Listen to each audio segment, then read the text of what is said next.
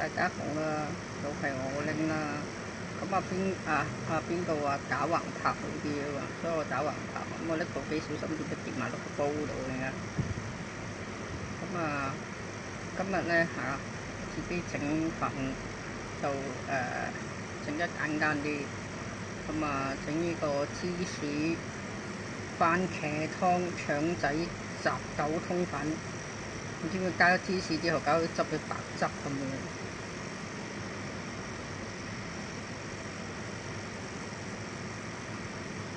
我加咗2條腸仔啦，跟住一堆雜豆，跟住1包茄汁，2包茄粉，